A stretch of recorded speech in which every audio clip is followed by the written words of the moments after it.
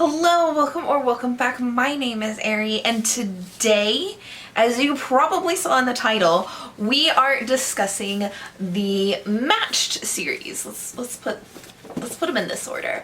So we're discussing the Matched series. Now this is going to be a very long video, and it's going to be very spoiler filled. I am going through this series, giving you all the details.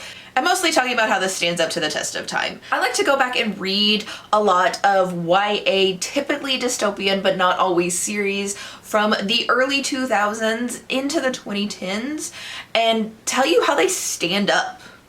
Like, is this as good as I remember it? Is this super problematic? Like, what's going on? And according to the poll that you will see all across your screen, and hopefully can't see my face right now, the Match series is our most recent winner. I've already read this. I'm recording this afterwards because my original recording was kind of trash and I hated editing it. But normally I use a timer and take 24 hours to read each series. I will tell you ahead of time, my timer broke. My phone did an update in the middle of me reading this while I was sleeping and reset my timer, so I don't have a timer, but we're gonna assume it took me about 12 hours to finish this series. Really quick rundown so you know if you want to continue watching. This series is a dystopian YA fantasy set in a universe where everything is perfect, and it's so perfect you don't even have to think about it. Everything's decided for you. What you're gonna eat in a day, what you're gonna do in a day, what your career's gonna be, and even who you're gonna fall in love with and be matched with. Society decides how many children you're gonna have. They really decide everything for you. They're so helpful with determining everything that they're not even gonna overwhelm you with the arts. Generations ago, 100 paintings, 100 poems, 100 songs, and 100 of a bunch of other things were chosen by panels, and that's it. Those 100 paintings are the only 100 paintings you're ever going to see or learn about in your entire life. Those 100 poems, those 100 stories, those are the only ones you're ever gonna know. There's no room for new ones. Who needs new art? We already have the best of the best, and it's just gonna overwhelm your tiny little peasant brain if you have to think about a lot of those. And that's the setup for this story. Where it goes from there, we'll see. And I'm going to talk a lot about it. So if you don't have one already, grab a beverage, grab a snack, and get ready to jump into the Match series by Ali Kandi. Alright, I am just over 100 pages in on chapter 10 here. Focus? Maybe? There we go. So, hello, chapter 10. And I did not remember how just straight up info dumpy this book is, so I have so much to talk about. So we pick up the story, and Cassia, our main character, and her best friend Xander are on their way to their matching ceremony. In this world, whenever you turn 17, you have the option to be matched. And the matching ceremonies happen once a month, and from your 17th birthday for a whole year, anytime during that year, you could potentially be matched. It doesn't necessarily happen on your 17th birthday or even within the first month of your 17th birthday, but for Cassia, it happens on her 17th birthday. Her, Xander, and their parents are all on their way to City Hall to be matched at the matching ceremony, and she's talking about her artifact. So citizens in this society, and they literally call themselves citizens in their society, the Society, on the nose with that, have the option to carry a single artifact, which is a treasure from the past. You can only get this if your grandparents, great-grandparents, whatever, have like purposely passed this down. Everybody can have up to one, but that is it. And Cassia has a single one that is a compact her grandfather gave her. So back to the matching ceremony. Again, this happens when the year that you're 17, you choose to either be matched or single for the rest of your life. So at 17, you determine if you're going to have kids or not. It's kind of wild.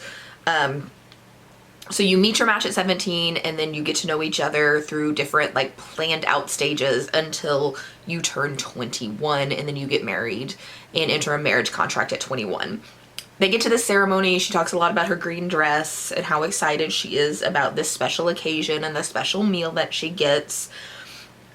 And then the matches are announced in alphabetical order according to the girl's last name. So the girl knows that she's going to be next. The boys don't know when they're going to be called. And all matching ceremonies across the country happen at the exact same time. They are broadcast, and the girl goes and stands in front of a screen, and then she gets matched with a guy who's going to show up on a screen someplace else in some other different country. They don't really say what the match is made on.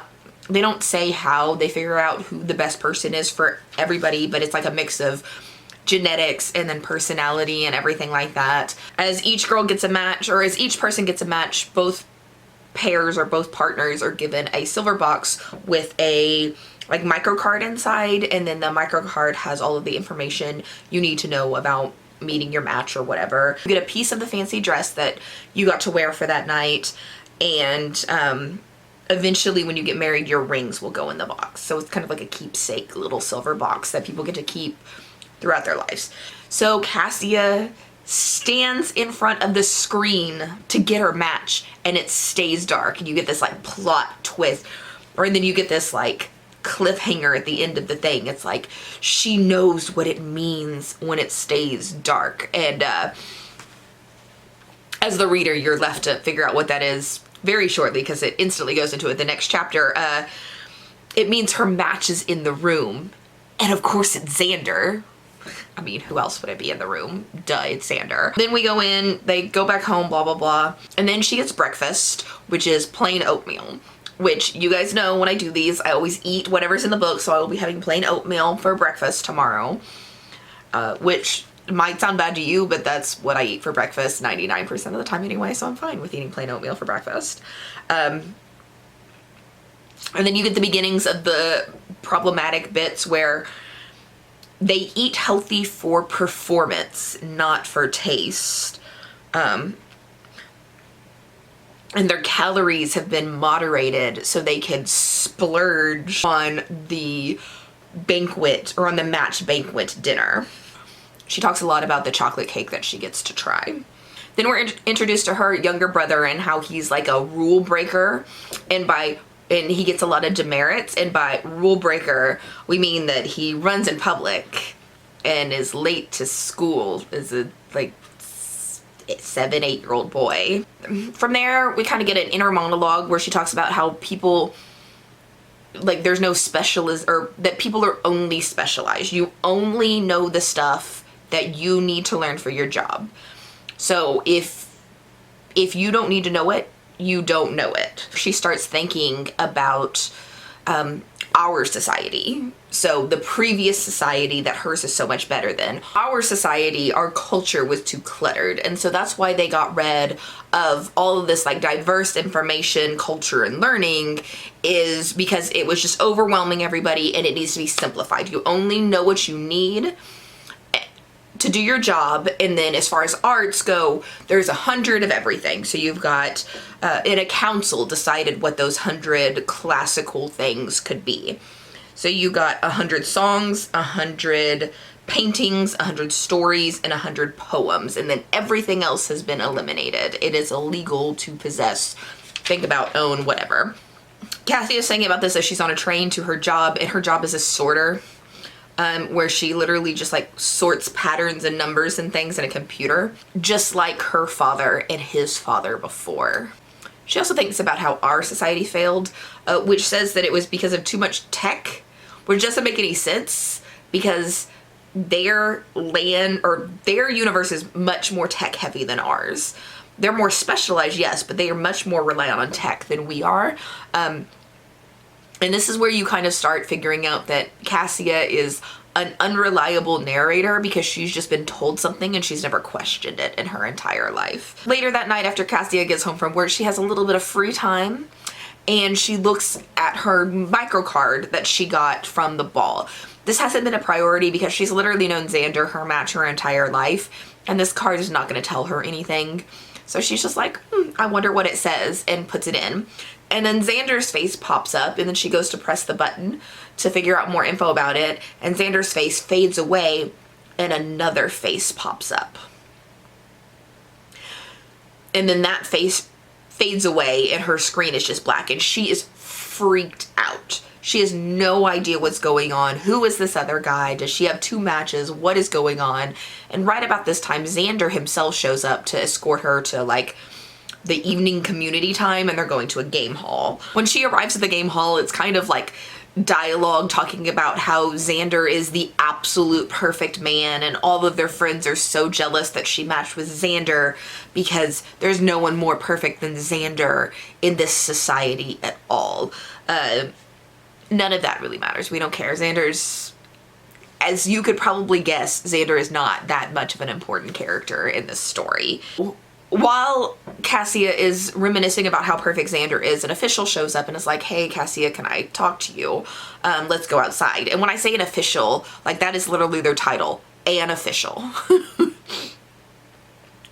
Groundbreaking with the word usage here. And they go outside and the official's like, you've seen the thing that happened with the 2 matches, right? So Cassia is freaking out.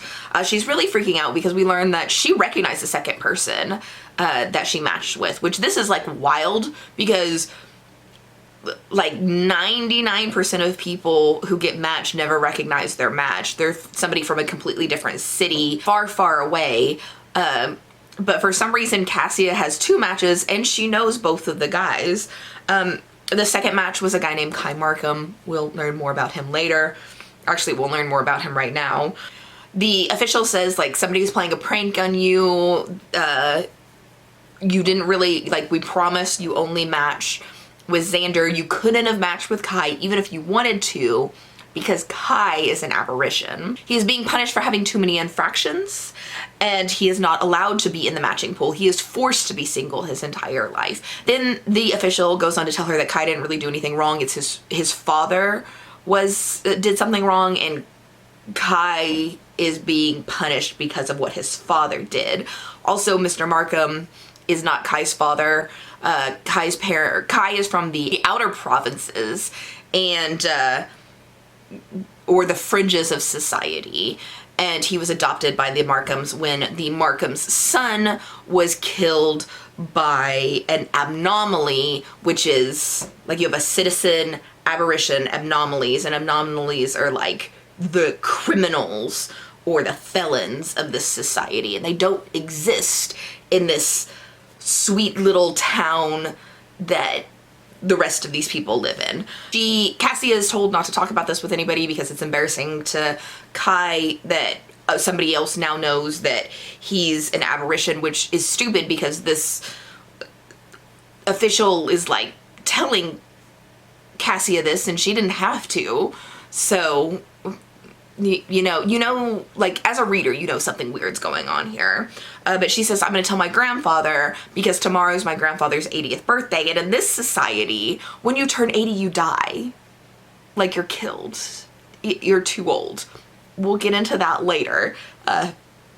All we know is that her grandfather is going to die tomorrow. She goes back into the game hall and accidentally steps on a container of pills. And then we learn about these pills. So everybody has to carry around 3 different pills. You got a green one, a blue one, and a red one. And they're like required to be carried around all the time. You have to take care of them. And it tells us what they do. The blue is the save us pill. So if for some reason you are trapped somewhere and you don't have any sort of sustenance, no food, you could take the blue pill and it will keep you alive for a longer amount of time. You still need water, but you don't need any like nutrients. It's like a super vitamin basically. Then they have the green pills, and the green pills are kind of like the everyday pills. They're calming pills. So if you're feeling anxious or you just need to calm down for some reason, you could just pop a green pill, or you could just pop a green pill, get a replacement really quick. Like, society members are expected to just take green pills whenever they feel the need to. And then the final one is a red pill. And this is not the Matrix, but a red pill, their society's basically told, like, this is for emergencies only. An official will tell you if you need to take this, but until an official tells you to take it, don't worry about what it does. Don't worry about what it is. Just make sure you have it with you all the time. And if an official tells you to take it, then take it. And then we go back into, hey, grandpa's dying tomorrow plotline. And apparently we're told it's a luxury to know the exact day you die. You're going to die on your 80th birthday. You could plan out your death. You don't have to worry about somebody dying too young or anything like that, except for that's not even true, because we're being introduced to all these other people who have died young. Like her grandmother's dead and she's not 80, so she died too young. And then the Markham's son before Kai died too young. So like we as a reader are seeing all the plot holes in her society, but she doesn't see them yet. We know what's gonna happen. Like what else would a dystopian novel be about if not her breaking out of her society bubble? So with her grandfather dying, they get another banquet, and it's his end of life banquet, and they get to eat cake. Grandfather gets to pick what everybody eats, and it is cake. At this point, I want to talk about the math not mathing. We are told at the very beginning of this book that she is 17, right? And that it is optimal to have kids at 21. So if she is 17, her parents had her at 21, they're under 40. Even if like they started trying at 21 and they took a few years, they're still around 40, which means her grandfather should be around 60, given that additional like 21 years for society, which means at 80 it should be her great grandparents dying, not her grandparents. Her grandfather should be 60, unless they took an additional 20 years between her grandfather and her father to have kids, which doesn't make sense since the society plans everything out perfectly that people have kids at 21 when it is most optimal. There's your plot hole. So this story would have been told better if it was her great-grandfather instead of her grandfather, but we're not supposed to do math. This is a dystopian. We also find out why everybody is so docile, and that's because the reward for not having a lot of demerits and being a generally good person in following the rules is that when you were killed at 80, you're preserved, and with your DNA preserved, it is assumed that sometime in the future when society figures out the technology that you will be reincarnated and remade. It can't happen now, but if you're a good society member, then it may happen. We have like everybody saying goodbye to Grandpa, eating cake and everything like that. And Grandpa's dying wish is for Cassia to find her own words. And his final gift is a piece of paper that is inside her compact, hidden away, that is basically rebellion. It's poems. We'll get to exactly those poems later because we have a little bit more of the story before we get to that point. So Cassia's summer activity is hiking, and she shows up for her first day of that, and they're in the Arboretum, and like a group of them are basically told, go climb this hill, and it's in the Arboretum, so it's a little bit forested hill, and she just goes and climbs, and as she's climbing she realizes she's completely alone, so she opens her compact and reads the poems. Now there's one on each side of the paper. One of them is Do Not Go Gentle Into That Good Night by Dylan Thomas, and then the other one is Crossing the Bar by Tennyson. In this section, she only focuses on the Do Not Go Gentle Into That Good Night because she feels it's very rebellious, and she kind of wants to rebel. She doesn't want to go gentle. She wants something that is not planned for her by the society to happen. Now, these poems are not part of the 100 poems, so they are banned. She would get in tons of trouble if anybody's ever caught, or if anybody ever caught her having these, and then her grandfather's preserved DNA would get destroyed because he was breaking the rules, and then she would probably be an aberration because this is a huge, like, no-no type thing. It turns out that somebody does catch her with this, but it's just Kai.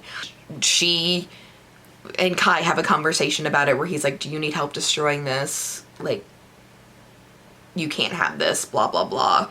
She keeps thinking about Kai. In like how he would have been her match if he was allowed to be. And she just really can't get Kai out of her head, even though she knows she should be thinking about Xander. And it's kind of one of these things that she's told not to, and so she wants something that she's not allowed to have. And so you just get these like little bits of rebellion from her. But it's not a lot of rebellion. She's still a good girl by society's standards, but it's just a little bit. From there, I'm going to keep reading, keep taking notes. If anything comes up that I think I need to stop and talk about it, I will. But if not, I'll probably just make it to the end and then have like a really long recap again. But yeah, that's where we are right now. It's a lot of information. So far, there's not anything particularly like problematic. It's really just an info dump. I'm gonna keep reading and I'll check back in with you in a little bit and apparently lose my voice. All right, I have my bowl of plain oatmeal for breakfast this morning. It is literally oatmeal and salt. There's nothing else on here, which may sound gross to you, but this is what I eat as part of a breakfast every morning. And as saying this is part of a breakfast, this brings up a really interesting like thought process. That when this book was published in 2010, that the most healthy breakfast that everybody is being served is plain oatmeal. And while oatmeal is definitely fine to eat, you can eat this alone for breakfast.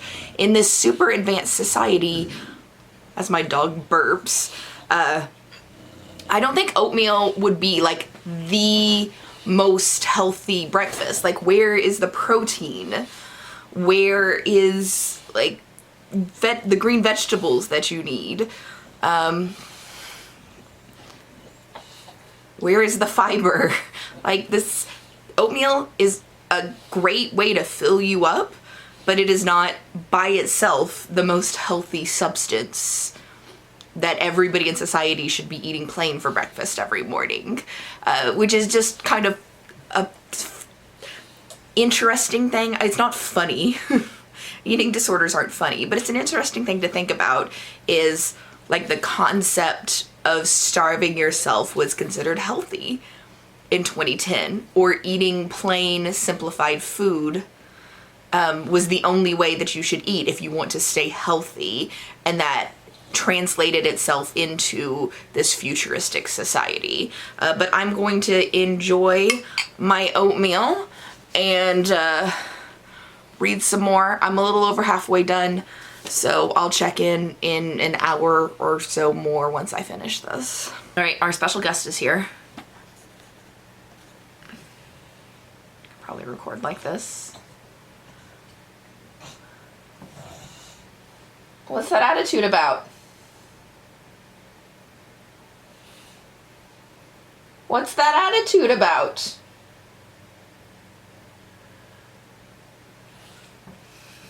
We have an attitude tonight, apparently. All right, I have finished, matched.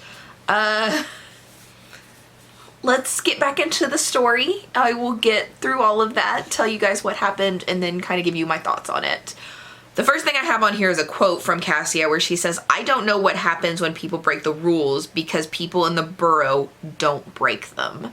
And I think that's a really important theme to this book. So when she gets home from her outing with Kai, there's a bunch of officials at her house, and she thinks it's because of the poems that her grandfather gave her.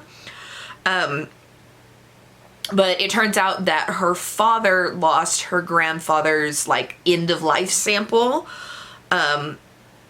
which he did on purpose, which we find out later in the book, but I'll just tell you about it right now. And her father's in like trouble, but like medium trouble. We also learn that Cassie has never taken the green tablets, even though it's very normal for people to take them. Like, people shouldn't take like a ton in a day, but like once a week or so, anytime you feel really anxious or nervous, it's not particularly surprising for people to take it. Then we go back to hiking again, and now they're hiking the hill. because you know the naming conventions in this story are amazing. The big hill is called The Hill, and they're marking all of the trees and like brush that needs to be cleared out because apparently they're making a path up the hill. We go to free time that evening, and Cassia finds out that Xander has been watching Kai a lot too. He tells Cassia that Kai always loses at games on purpose because Kai is super smart. He could be great, but he chooses to be like the most average person ever. That's just how he like gets by in the world. Her mother keeps getting sent away for her work. She works with plants, and we don't really know why it's confidential. Find out later. I'll get to that in a little bit. Unsurprising, Cassia realizes that she's falling in love with Kai, but she's supposed to be in love with Xander. Xander's her match, but she can't help but be in love with Kai. I need a cough drop. As Cassia realizes that she's falling in love with Kai, her official shows back up and is like, "We know you have feelings for Kai, and you better stop. You're told you're supposed to be with Xander, and Kai's a aberration," or whatever that word was again. "You can't be with him." As a reader, it's really obvious that this official is gaslighting Cassia, but Cassia doesn't realize this. Next scene, all the trees in the neighborhood are being chopped down. Cassia's mother thinks that they're being chopped down as like a warning to her based on whatever this thing is that she's been traveling out of town for work for. And Cassia's like, "It's not a warning to you, it's a warning to me." And Cassia's dad's like, "Maybe it's a warning to me." And then this is kind of where we realize that Cassia is kind of self-centered and she thinks everything has to do with her. But it seems like the government or the officials in general just kind of treat their citizens like, or just kind of generally gaslight all of the citizens. Everybody is always threatened with these extreme punishments for no reason, which isn't sustainable as a society. So you're kind of realizing that something is seriously going on and the society is falling apart. But we don't get a lot of the details of that because we're in this perspective of this 17-year-old girl who up to this point feels like she's led nothing but the perfect life. Then we're back on the hill again, another scene with Kai, and we find out that back in the movies when they saw that scene of the bombing and Kai was crying, and Cassia thought it was real, but it turns out like shit like that actually happens, and it was probably live footage from the outer, I forgot the word, from the outer provinces. And Kai experienced something extremely similar to that when his parents died. After they're finished hiking for that evening, the officials show up to take her to her final test for placement in her job. And she ends up going to sort a bunch of nutrition sanitation workers or dishwashers. And Kai's one of them, so she has to sort Kai. This one's extra miserable because the chemicals in the food are poisoning these workers and they have shorter lifespans because of it.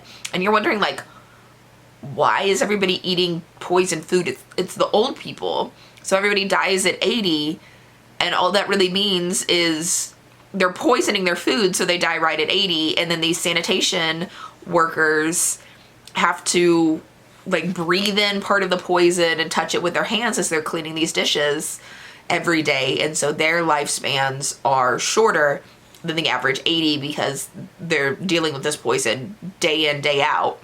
She goes out there to do the sort, and she's sorting how efficient the workers are. So half of them, the half that are most efficient, are going to be sent to a different assignment. She's not told what because it's not pertinent to her sort. The low efficiency are going to stay as dishwashers, but they're getting rid of their free time or their leisure time and making them work extra hours. And of course, Kai is like exactly perfectly right in the middle, so she can sort him either way.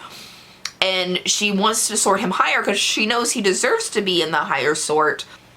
And then she doesn't want him to be in the lower sort because she knows that he's going to die young there.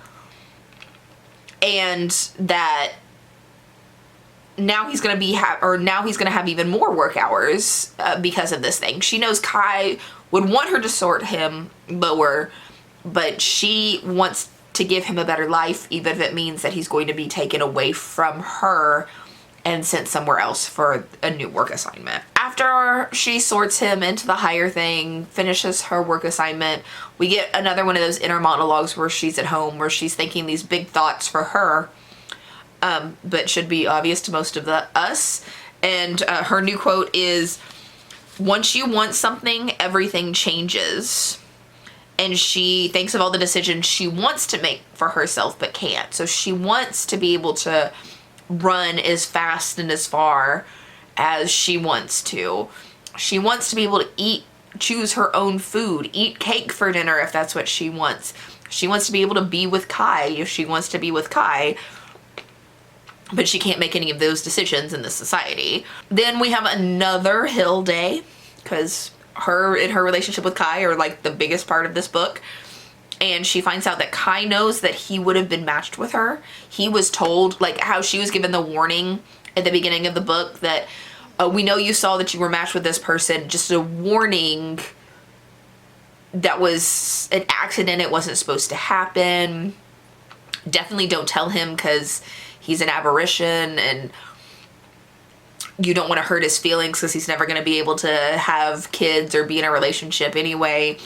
Basically the same thing happens to him, is they were like, hey, you were accidentally matched with this person, shows him who he matched with obviously her, and told like, she has her match in Xander, don't ever tell her this because you don't want to like ruin her life. And then now she feels like their relationship is tainted because she thought, like, they weren't friends. They were like acquaintances before this, but they weren't friends. And she was never interested in him until he showed up as her match. And then he was never interested in her until she showed up as his match. And she's mad about that. She's like, well, I could have a crush on you because you showed up as my match, but you were just supposed to have a crush on me because you like me, not because you were told to like me. And so now the whole relationship thing is tainted. This lasts for this scene and then she's over it. Also, she tells Xander that she's in love with somebody else and he takes it about as well as expected, which is not well at all. He likes her for her. He always has. This is her best friend and her like match. He doesn't have another match. He just wants to be with her and he was happy only for her to be like, well, I know you're my best friend and everything and I know that we're matched and it's supposed to be the best thing, but I kind of am in love with somebody else, so sorry.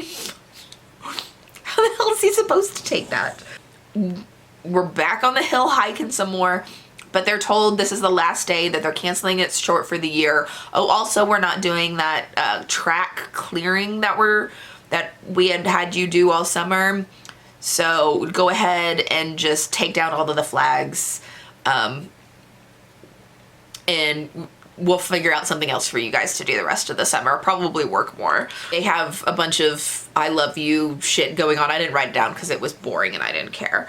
And then Kai is taken away the next morning. Apparently that sort in the other assignment was that he's going to be sent off to fight in the war.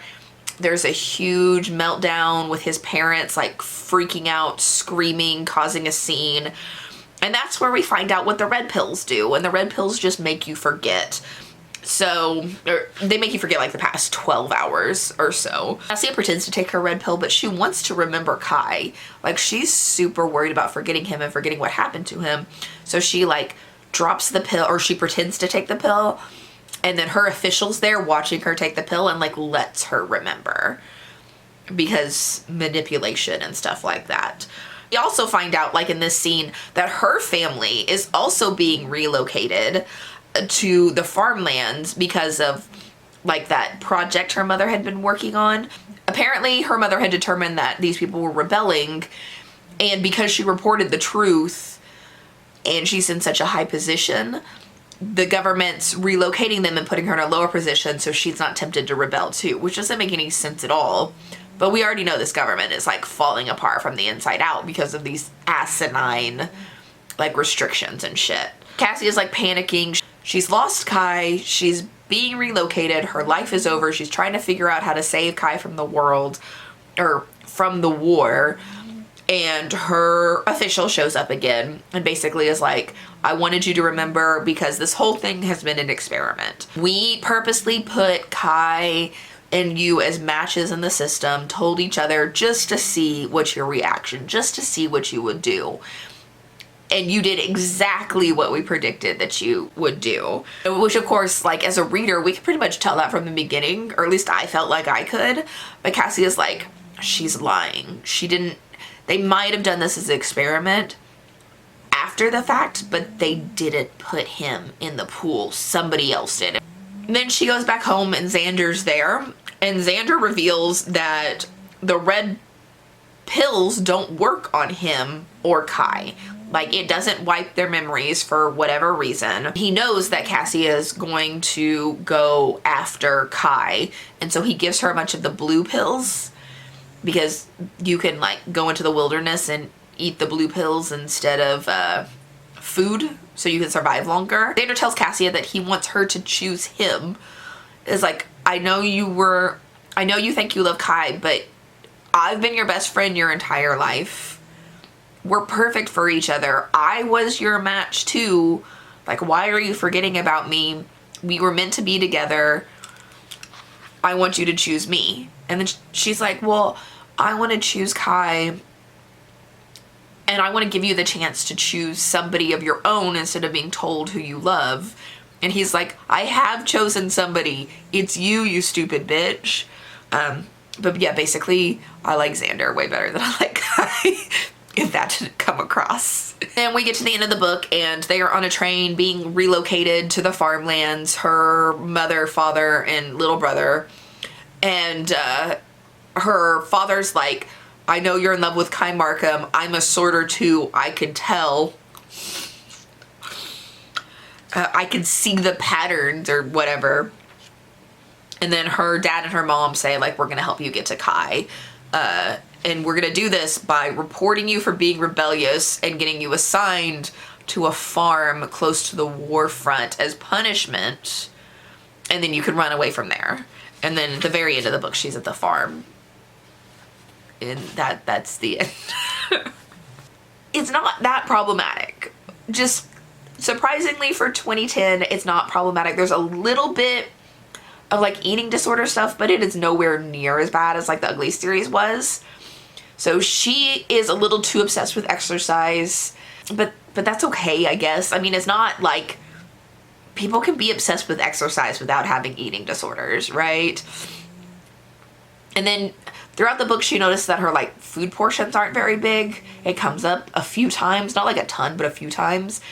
And apparently it's being done on purpose just to like kind of slightly starve her, to see if that screws with her reactions and her emotions and everything like that while they're doing this experiment with her being in love with two different boys. And then there's like just the general ableism, ageism, etc. from the society in general. But like, it's there, it exists, but we're also led to believe the entire time that this society's bad, it sucks. So maybe that's not.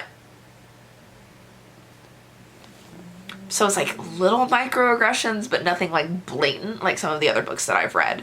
Now, I will say in every one of these series that I've done a video on, the first book usually turns out pretty decent, pretty articulate, not super problematic, and then it just goes super downhill for the rest of the series. Can we expect that from this? I don't know.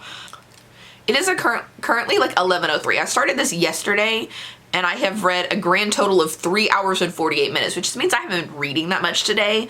And while yes, I have been like editing videos and cleaning the house and like doing other like, you know, weekend tasks, I was doing most of those because this book was so boring. I didn't want to just sit down and read it. So I was like procrastinating reading by doing household chores, which is wild. Kind of boring, even though it like the scenes switched up really, really quick.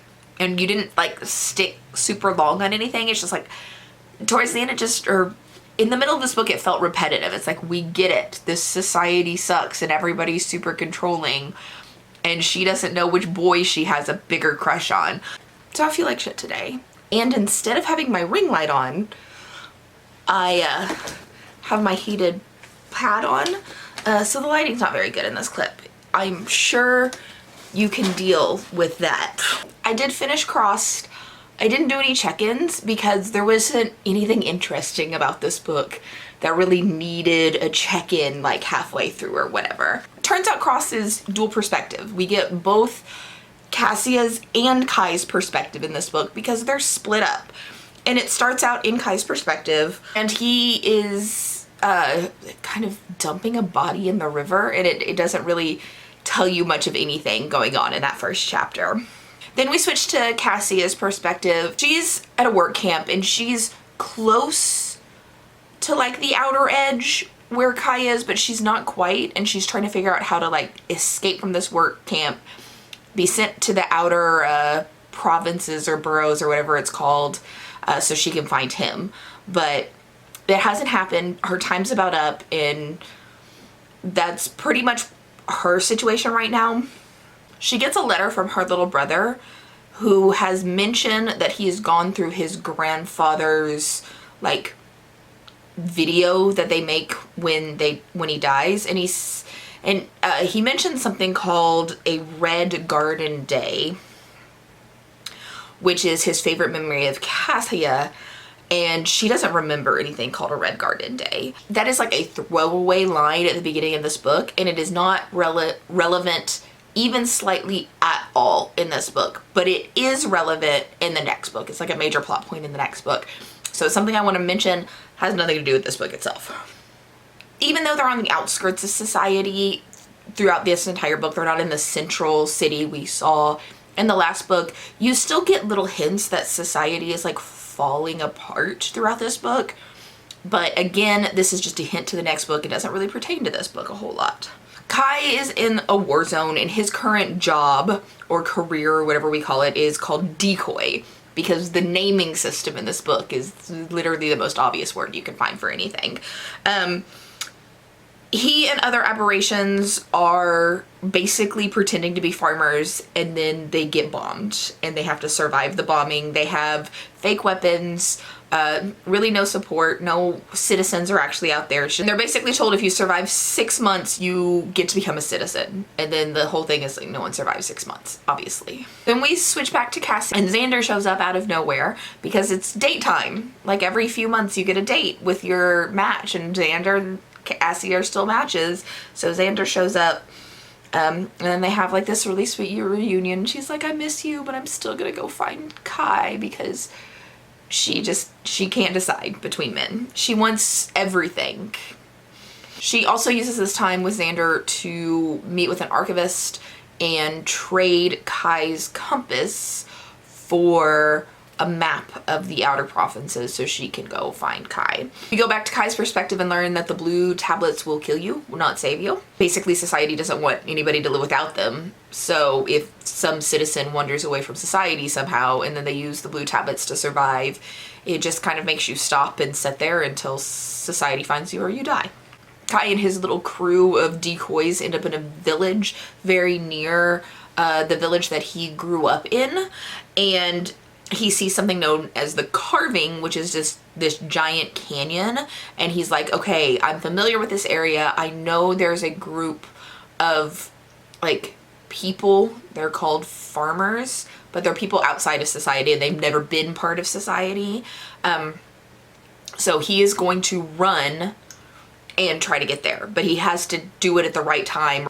We also start getting this plot line of somebody called the Pilot, which is the leader of the rebels. It's not a singular person, or I guess it is a singular person, but if one pilot dies, another pilot can take over. You don't really know who the pilot is. It could be man, woman, adult, child, whatever, but the leader of the rebels is always called the Pilot.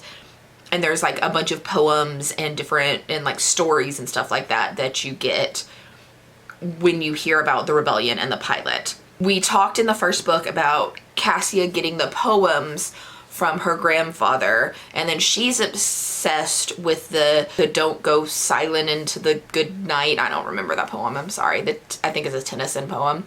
She's obsessed with that poem, but the other poem is actually the pilot poem, which kind of gives hints in here that her grandfather was a rebel, or her great-grandmother was a little bit of a rebel. And then also the Sisyphus thing, which I don't remember if I mentioned it in the last, or when I was talking about the last book, but they are freaking obsessed with the Sisyphus myth, like throughout the book for no reason whatsoever. And it's like not even like our Sisyphus myth. It's like the same myth, but told with like a modern twist, where Sisyphus is somebody fighting against society instead of the Greek gods. But it's really, really weird. And it happens throughout this book with like this Sisyphus thing and the pilot thing. And it never really makes sense to me, but it comes up a lot. So the map that she trades the compass for ends up not actually being a map. It's just a story about the pilot.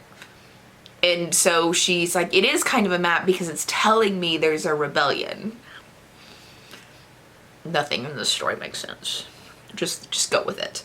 Then she realizes that some of the girls are being sent to the outer provinces, and Cassia uses a distraction of one of the girls trying to run away to sneak in with the girls who are being sent to the outer provinces, so she can go out there and find Kai, because that's literally the entire point of this second book, is her trying to desperately find Kai. Cassia ends up in the village that Kai's supposed to be in, but he has run away into the canyon, or what do we call it, the carving, before she's arrived. So she ends up sneaking off with one of her girlfriends into the canyon after him, and she's, I think, like 2 days behind him, 2 or 3 days behind him. So I guess this is a good time for me to mention the new characters. So with Kai is a boy about his age named Vic, who fell in love with an apparition, and so he is being punished for not marrying a citizen and choosing to be with an apparition instead. And then a young kid named Eli, who is like very much like Kai. He's a child of parents who became apparitions, and for a reason that is not explained at all in this book, and that I don't remember from reading this years and years ago, they are sending all of the apparitions like outside of the major cities to just die for absolutely no reason out in these border provinces. So weird, but those are the three people. So you got the little kid Eli, Kai, and Vic all in one group. And then Cassia is with a girl named Indy, who has been like an apparition most of her life. She's very similar to Kai, very resourceful, kind of a klepto, a little bit of a weird girl. But we'll get more into her and all the other characters later. I just kind of wanted to mention all of these people, because literally this part of the book is them wandering around in the carving.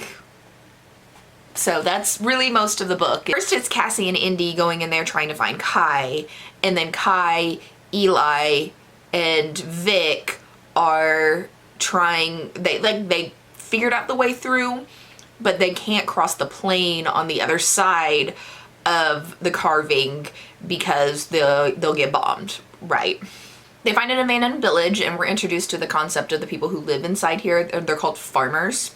Again, the super creative words in this book. Kai's goal is to find them and then trade with them so he can get back into society, but not like the way he came out. So he can get a message to Cassia and tell her like, hey, I'm still alive. He has no idea that she's ever attempted to follow him. Cassia seems to be the only person in this entire book who doesn't know that the stupid blue pills are going to kill her.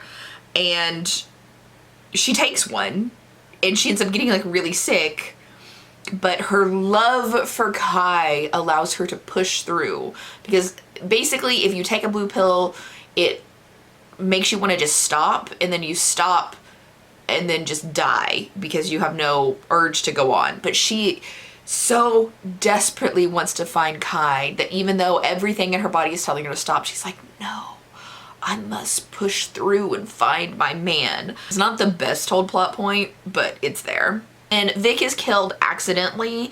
He's out fishing. He finds this rainbow trout that is like a sign to him. He's only seen one rainbow trout ever before, and he sees the second one and then instantly dies.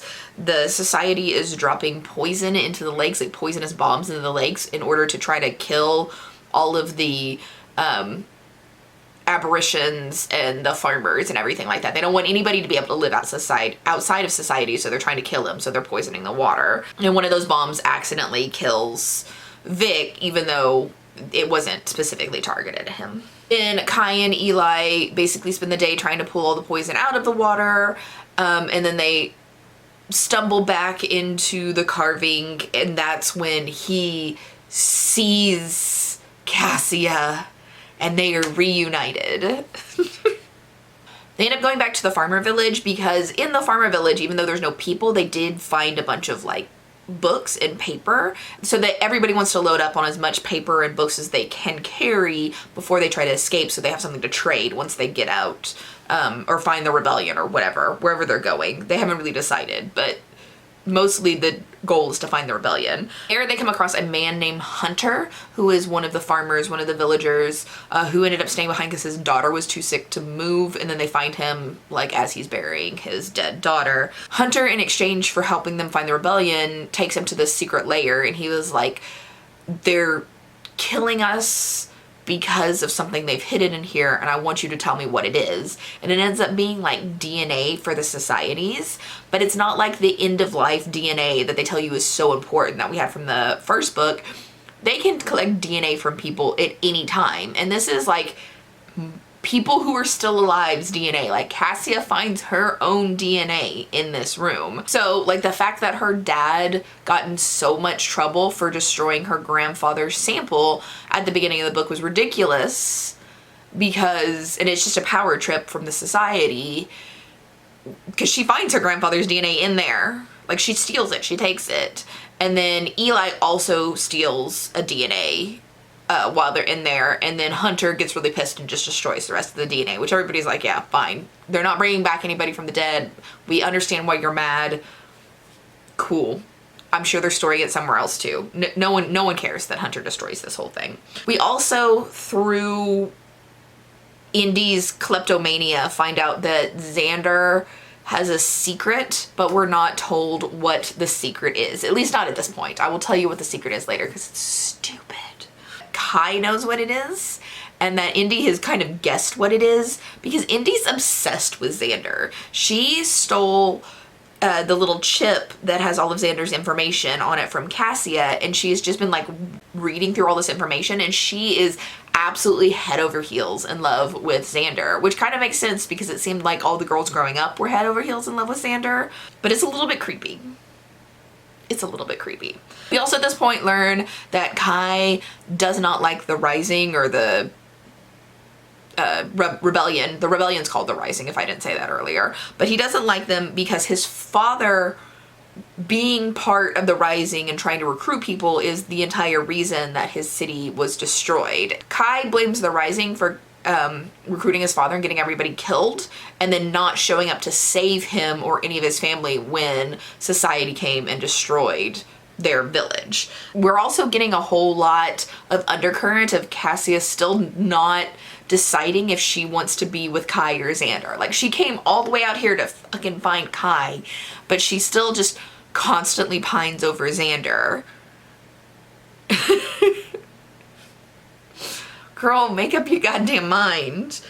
And then Kai and Cassia have their first real big fight. This is literally like a third act breakup straight out of a romance novel, except for this is young adult and there's no sexy time going on or anything like that. Cassia will do anything for him, even risk her life and come out in the middle of freaking nowhere to find him, but he won't join the rebellion for her. And that's the whole fight. He's like, I can't do this for you, blah, blah, blah. Right after this fight, Indy finds Cassia and tells her like, hey, I've been stealing from you this whole time. And then tells her that she's in love with Xander. And then that pisses Cassia off. Like, her literal reaction is she realizes that Indy's in love with Xander, and she goes, he's mine. He's my match. And it's like, bitch, Basically then nothing of note happens except for it's raining a lot. And out of nowhere, Kai just decides, like, fine, I will join the rebellion with you because I love you so much. And, like, puts up zero fight. Just, it was, I will do anything for you but join the rebellion. And then Cassia's like, okay, well, I'm gonna join the rebellion anyway. And he's like, fine, I'll join the rebellion with you. And so they're leaving. You've got Kai, Cassia, Indy, Hunter, and Eli. And all of them are leaving. They're all leaving the carving, but once they get out of the carving, then Hunter is going off across the plains to find his people, and then everybody else is going to follow the river out to where the rebellion's staying, because Hunter has told everybody this is where the rebellion is, just follow the river. They also have a boat, but only 2 people can fit in the boat, so the big discussion is who's going in the boat. Kai traded Hunter for the boat, and Kai did it specifically for Cassia. So he's like, Cassia, you decide who goes in the boat with you. You're going on the boat, you decide who goes on the boat with you. Cassia's like, I'm not going on the boat. Indy is experienced boater. She's from she's from near the ocean.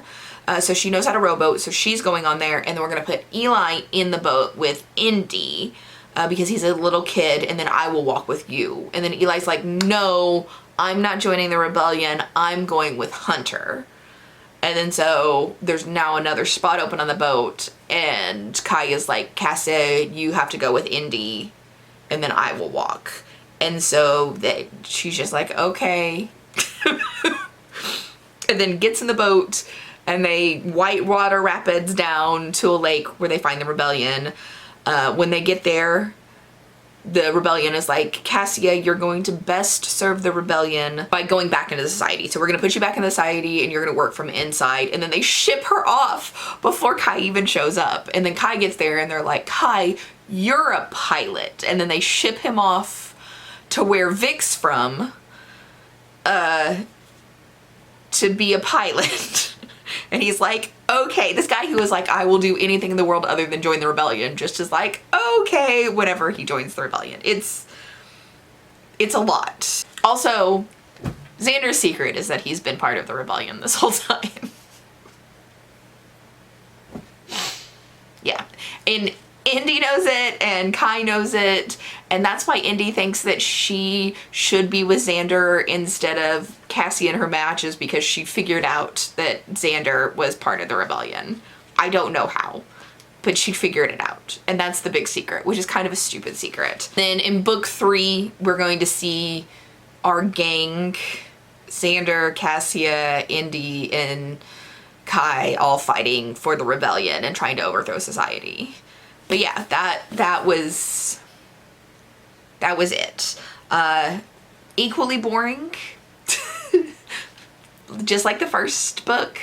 There's nothing problematic in here other than, like, you know, sending kids off to war to die. Like, that's problematic, but that's kind of like the point of these books, and we know it's bad, but there's nothing in here that is necessarily problematic but is treated like it's normal and acceptable. Which I wasn't really expecting, but I guess the trade-off is, like, this is not a very well-told story. The writing's not very good. Also, one other thing, we've lost the timer. My phone did an update last night while I was sleeping, and we lost the timer. So I have no idea how long I've been reading or anything like that. So yeah. It is what it is. I'm gonna finish off this series, and yeah, it's not that bad, but it's also not that good. And I wasn't expecting this. I have finished Reached, finally. And this is kind of where everything goes a little bit off the rails. The first 2 books were kind of boring but made sense, not very problematic. I'm still shocked that this series overall is not particularly problematic. I expected so much worse out of this, but it's not. It's not bad at all. It's just kind of boring. I think a lot of the boringness has to do with, like, our main characters' personalities. Cassia, Xander, and Kai. They're all kind of just not interesting people in the nicest way possible. Cassia breezes through life like a hippie who's had a little bit too much devil's lettuce. But all in all, she mostly avoids conflict. She does what she needs to do. But she's not an interesting person. Kai is just kind of like down and sad all the time, and he doesn't think he deserves anything good that happens to him. And Xander's a robot. There's no other way to describe Xander than he is a freaking robot. Let's talk about this book, what happened, give all the breakdowns, and yeah, I don't know. So in Reach, we're added a third perspective. So Matched, we had just Cassia's perspective. Crossed, we had Cassia's and Kai's perspective, and now in Reached, we have Cassia's, Kai's, and Xander's perspective. So 3 different perspectives. Their names are at the top of the chapter heads, but they're not written that much differently. So without the name, or when I just like skipped over and didn't read the name, I'd start reading and then I'd have to flip back and be like, wait, whose perspective are we reading from? Because they all read very similar. Not my favorite thing in books, but it wasn't like so off-putting I couldn't read the book. At this point in the story, Xander is an official. He's a medical official. And when we see him at the very first chapter of the book, he's participating in a welcome day ceremony, which is basically a child's just been born a couple of days prior, or 7 days prior. And the baby is being named given its vaccinations. And in this universe, vaccinations are done through a capsule or a pill or whatever, just like everything else is done. We already know Xander's big secret that everybody but Cassia knows is that he is part of the Resistance, and he's been part of the Resistance for a while. And so this tablet is the Resistance's tablet, and it contains immunity to the red tablet. I don't want to say red pill because we're not red pilling anybody. It is not an incel channel here. While they're doing the ceremony for this newborn, this is the second child in the family, and the medical officials realize the first child, the older child, is ill. Xander knows that the Rising has been meaning to release a plague into society, and then they have the cure for it. So this child has a plague. Basically, it just makes you go still. So you kind of like, you don't really fall asleep because your eyes are open, but you don't move. We switch over to Cassia and her hippie bullshit. She's taken to wearing poems underneath her clothes, touching her skin, which is just weird. Like, it's just weird, Cassia. She's back in society working as an official, as a sorter in Central, which is just one of the provinces. She's from Oria province originally, which was centrally located, but now she's in Central province. Basically how she got back into society after the end of Frost was that she had taken one of the red tablets and somehow wandered off and got lost in the woods, and then she was just confused, didn't know what happened, and then an official who was somebody working for the Rising ended up finding her a couple days later. So as far as society is concerned, she was never out with Kai escaping, doing the bombing stuff. She was just lost in the woods for a couple days from her work camp. Cassia is planning to meet Kai, but she gets pulled in for like an emergency sort where she has to sort matches like moments before the matching ceremony because so many people are coming down with a plague, which society has not announced that anybody's sick yet. But matches are being pulled out of the match pool at like the very last minute, so they have to do last minute sorting. This last minute match sorting is how Cassia is realizing that there's something very wrong with society and something's going on and it's really falling apart. But she doesn't understand what it is at this point. She just sees that the match data is really off. But because of this, and they don't want this panic to spread, she has to take the red tablet at the end of this sort, and we find out that indeed the red tablets do work on Cassia as expected this whole time. And then we switch over to Kai, who is also working for the Resistance, but he is a pilot. We meet a new character who's not super important, but his name is Caleb, and he is the runner for Indy and Kai's like ship So they have a pilot who's Indy, a co-pilot who is Kai, and then a runner who delivers whatever cargo, which is this dude named Caleb. And Caleb's kind of a jerk and doesn't really like or hang out with or talk to Indy or Kai. This plague is not new. Like this, it feels like a new thing to like Cassia and to us as a reader, but apparently this plague has existed for a very, very long time, and the Rising has a cure for it. So basically, they've given everybody in society this plague, knowing that it's not going to harm really anybody because they're going to cure it, and then that's how the Rising is going to overthrow society. We have kind of known about this plague from earlier in the books. It's like slightly mentioned, so we knew Eli's, the little boy with Kai in Crossed, his parents died of a mystery illness. That's the plague. And there's all these bombs being dropped in the water that's poisoning the water. That's also the plague. So we knew about it, kind of, but this is the first time we've like been told this is the plague. So Indy and Kai's mission with the flights they're going on is delivering the cure all around, right? And with so many people getting sick from this plague because it's spreading fast, the only people with the immunity for the plague are the people who have been red pilled. I know I shouldn't call it that, but that's what I'm calling it now. I've changed my mind, by the Rising. So this is how the Rising overthrows society, is because the only people left standing really who don't have the plague are the people who have the immunity to the red pill. Cassia's chapters are so boring and so like not related. She has nothing to do with what's going on in the background. She just has this thing with poems that she's wearing, and the rest of them she keeps in a box. Her poems have been stolen, except for the few that she's wearing. Then she's like creating this like place for artwork. Additionally, with Cassia, she is working for the archivist, not as an archivist, but as a trader. And that's mostly what her chapter is about. She also finds out that she's not very important to the Rising.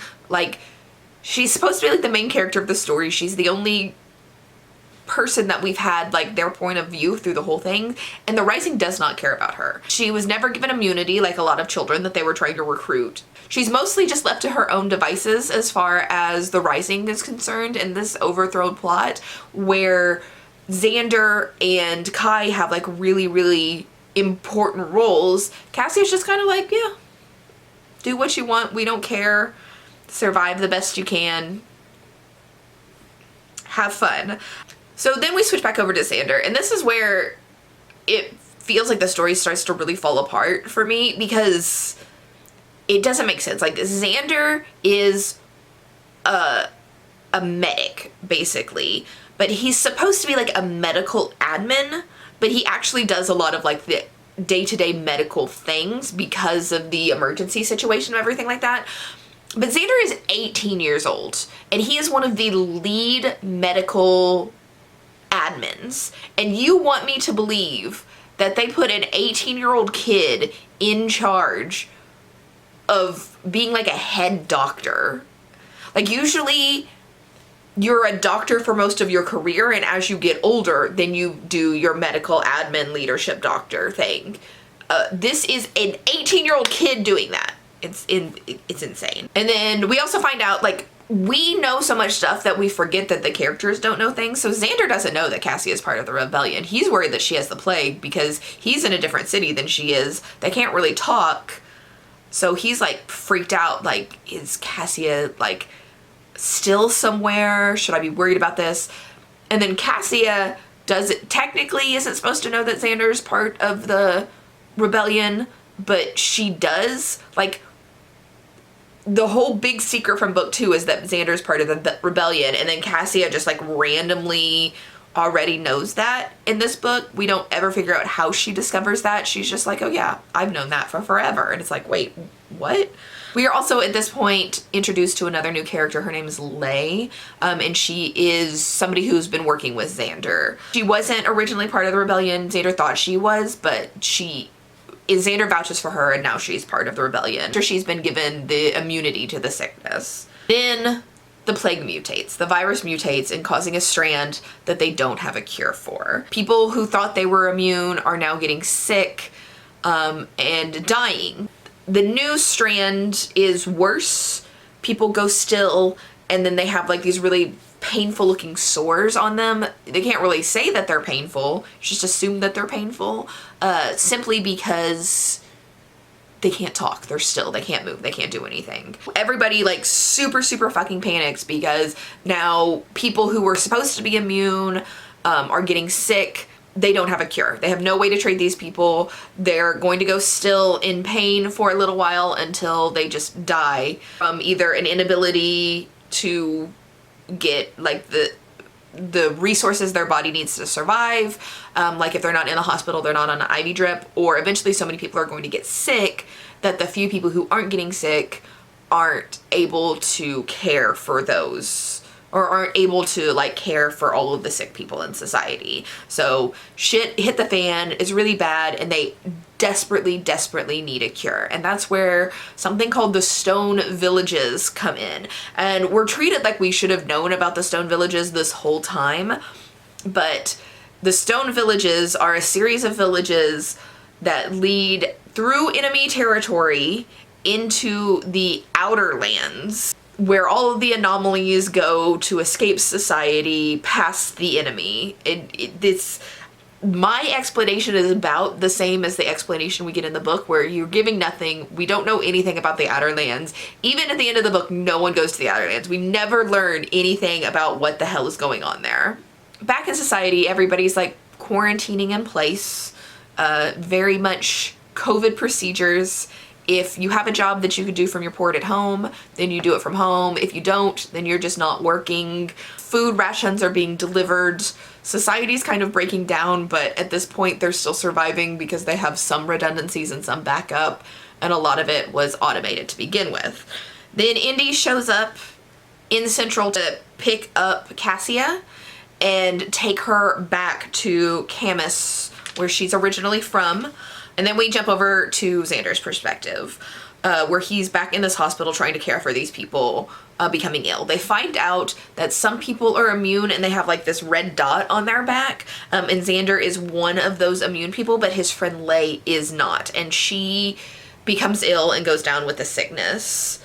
Xander is crushed by this, and he knows that the people are still and can't move, but their eyes are open, they can see. So he takes paintings, prints out some of the 100 paintings and puts them on the ceiling above all of the sick patients that he's caring for, so they have something pretty to look at while they're dying.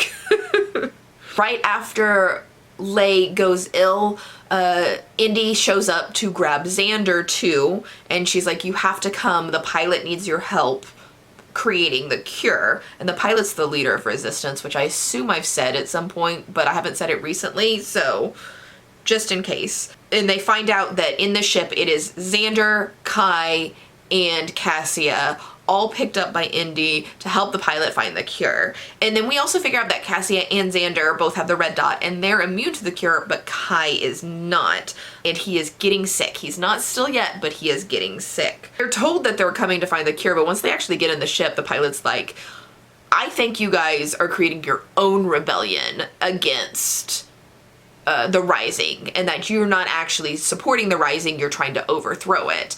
And then he comes up with like all of these reasons why he thinks that, and they're all coincidences. Like none of these people, like Kai doesn't give a shit about the Rising, Cassia and Xander are like actively trying to support it. They're just doing things that is not expected of people in the society, and the Rising is just kind of the society all over again. They say that they're overthrowing it, but they're really just acting exactly like the society, and because Xander, Cassia, and Kai are doing things that the society doesn't approve of, the Rising also doesn't approve.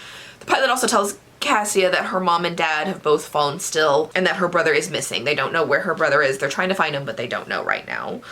They eventually convince the pilot that, no, we're not working against the Rising. We want to help find a cure. What can we do? And so they end up going to one of these stone villages where a guy who used to be part of society, like a the man who cured Alzheimer's randomly. He came up with the original cure for the plague, and then he didn't want to be killed on his 80th birthday, so he ran away. He's 90 now, and he's been living in these stone villages, and he's trying to find a cure for the mutated plague, or the new plague. And so Xander's job is to help him find a cure, help try things. Cassia's job is to, like, sort. So she's sorting different things, like how much time do we have left before society starts unplugging people and letting them die, and sorting like what is causing immunity. They found out that every single one of like the aberration people who live on the outskirts of society, like the farmers, the people in the stone villages, they're all immune to this plague. And it doesn't make sense because it's not like just one community, it's all of these encircling outer communities.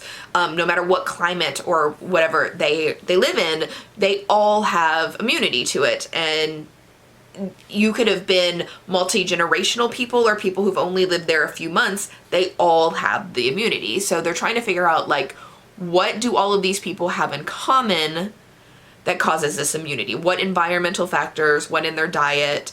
And then that's what Cassia is trying to help sort, is figuring out what the common denominator is.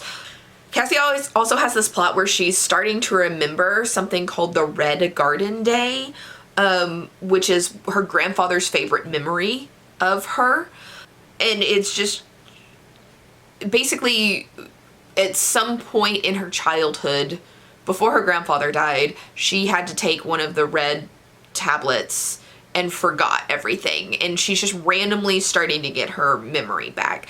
This whole plot line is very much that Cassia is not like other girls. Like, there's no reason for her to be able to walk through a blue pill and not die, or start to remember things from taking a red pill. It has no explanation. She's the only person who we see doing it in this entire book, or book series. And it really just gives off not like other girl vibes. And it's kind of its own story and its own plot line that doesn't really ever get answered. Kai at this point is still, he's down. We still get chapters from his perspective, but he just can't move or talk to anybody. But he can hear Cassia talking to him. He can sense what's going on around him, and he can dream, and he can feel pain. So we know he's in a lot of pain. But he also dreams that Indy gets sick. Indy's not with them. She's back in society, still flying, but he just dreams that she gets sick, and he has a conversation with her where she's like, I gotta keep moving. I can't stay still. And he's like, no, go to the hospital. And she's like, no, I'm stealing a plane and I'm running. And so they have this like whole big conversation where Indy's like, I've gotta run. I've gotta keep moving. If I keep moving, I won't go still. And Kai's like, no, you're gonna crash your plane. You're gonna be in the middle of nowhere. No one's gonna be able to help you. You need to go to the hospital. And while that's happening, Hunter, who from book 2, he's been in this village, but he's not really a main character. But everybody who's sick in the stone villages, he destroys their IVs. And he just does this for like the stupidest reason. Like, he wants it to be fair. So his daughter died in the first book from an illness, and society didn't care that she was dying and didn't try to help him. But now the society is dying. They expect the people in the stone villages and the farmers in the outskirts to help society. And Hunter doesn't like that his daughter was forgotten about while these people are being cared for. So he's unplugs all of everybody's IVs, saying like, my daughter didn't have this help, so these people should have the same chance that my daughter had. And then he gets like banished, and that's really the whole plot line with Hunter. It was unnecessary, in my opinion. The old man, Ochre, who Xander has been working with to find a cure, they have a cure made, and then Ochre is like, wait, no, this is wrong. This is the wrong thing. This is gonna waste time, and tells Xander to destroy it while he goes out and gets another plant that he thinks is going to actually be the cure. But he doesn't tell Xander what the plan is. He's like, just destroy it. I'll come back and we'll make this new cure. Everything's good. While he's out, he has a heart attack and dies. And so no one knows what this plan is that he figured out. But Cassia like puts together like, okay, this is the last thing he did. this is what happened when he had his aha moment. This plant must be the cure, and it is. Xander is in trouble, and he's in jail at this point for destroying the cure, because it looks like no one, Ochre didn't tell anybody else but Xander to destroy the cure, and now it just looks like Xander destroyed the cure and then maybe killed this old man.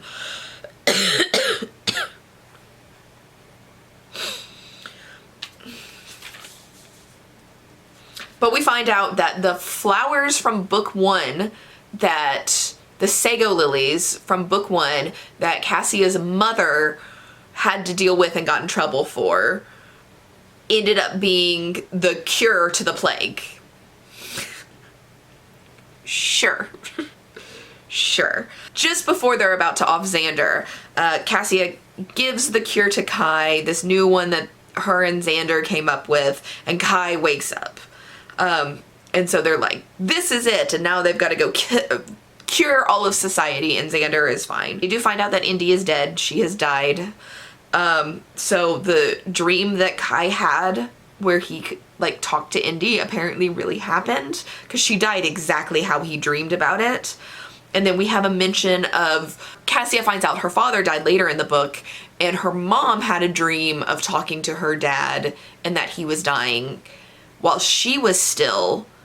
And so it's like people have been like connecting on like while they're both still and having conversations with each other, and that's never explained, but it's kind of weird. We also find out that the enemy that they've been talking about this whole time has been dead for years and years and years. They have been wiped out by the plague forever ago. No one lives in enemy territory anymore. There's no enemy coming.